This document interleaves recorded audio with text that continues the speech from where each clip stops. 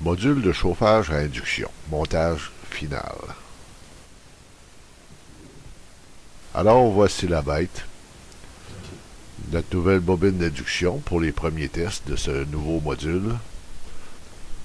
Pour simplifier le changement des bobines, j'ai installé le bornier sur le dessus du module. Un cabinet tout en acier très robuste, monté sur roulette pour pouvoir le déplacer facilement. Un petit coup d'œil à l'intérieur.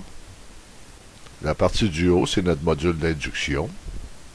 Et la partie du bas, c'est notre alimentation principale de puissance de 80 volts à 40 ampères variable. On a une alimentation de 12 volts pour les ventilateurs et la pompe.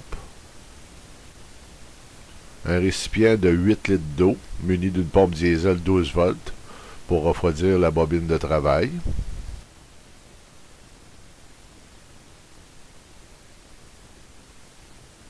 Pour procéder à un premier test, en premier, on va allumer le 12 volts pour notre système de refroidissement. Indicateur de 12 volts. Indicateur de température de l'eau de refroidissement. Indicateur de température des MOSFET. Température des bobines de travail et des condensateurs. Ici, on a le voltmètre AC qui nous indique la tension d'entrée.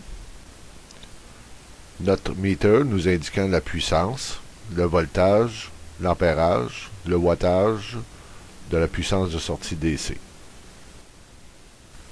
Pour un premier test, on va utiliser une lame de scie à métaux. Ça ne devrait pas être trop long à rougir.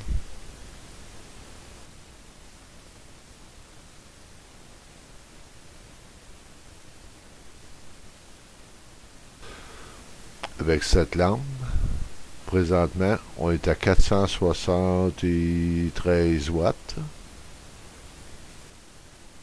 On va essayer quelque chose d'un peu plus massif. On va placer un peu de laine de céramique pour ne pas faire un mauvais contact entre les spires de la bobine de travail.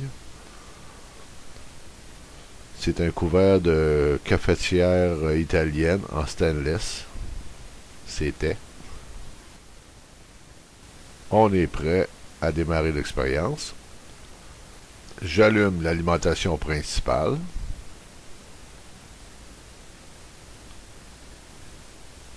On démarre ça à 770 watts, 775 watts environ. 46 volts, 16 ampères, presque 17. On voit que ça commence déjà à rougir.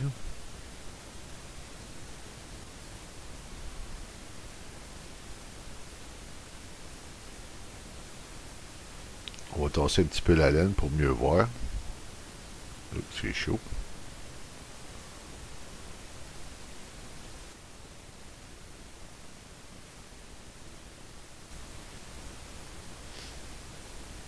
Donc le module fonctionne à nouveau.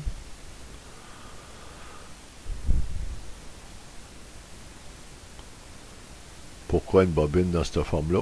Juste pour un test, pour voir si on peut faire chauffer des pièces de différentes grandeurs avec la même bobine.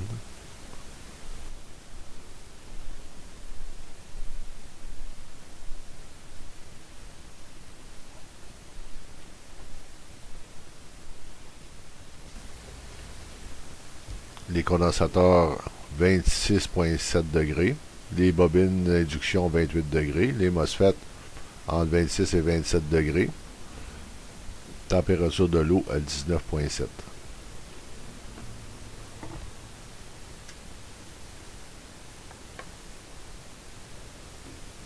Le cabinet est monté sur roulette, ça permet de le déplacer facilement.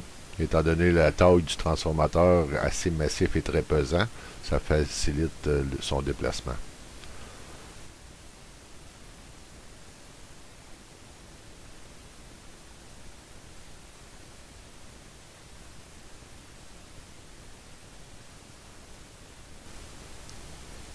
« 825 watts, 45,9 volts, 17,9 ampères. »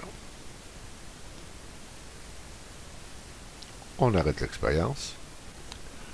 Je vous invite à revenir pour de nouvelles vidéos. On va procéder à des nouvelles expériences un peu plus intéressantes qui vont justifier tous les efforts impliqués dans ce système.